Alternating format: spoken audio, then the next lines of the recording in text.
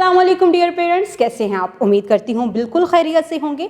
आज आपके बच्चे ने स्कूल में एक बहुत ही दिलचस्प कहानी सुनी है। पता है उस कहानी का मकसद क्या था? ताकि बच्चे अलिफ और अलिफ मद आ से बनने वाले नए अल्फाज को रोज़मर्रा ज़िंदगी में इस्तेमाल करना सीखते।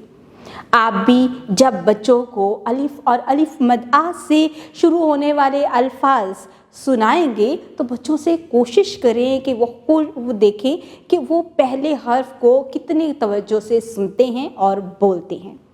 रोज़मर्रा ज़िंदगी में अलिफ और अलिफ मद आ से शुरू होने वाले अल्फाज को शामिल करें। बच्चों की बोलचाल में इन पर तवज्जो दें ताकि बच्चे बेहतर तरीके से अलिफ और अलिफ मद आ को रोज़मर्रा ज़िंदगी में इस्तेमाल कर सकें।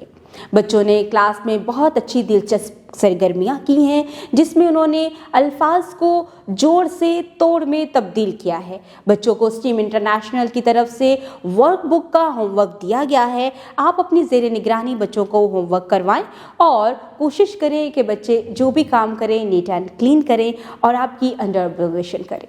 उम्मीद करती हूँ आपने इस वीडियो से बहुत कुछ सीखा होगा। मज़ीद सीखने और जानने के लिए हमारे साथ रहिएगा। मिलते हैं अगली वीडियो में, तब तक के लिए खुदा हाफिज़।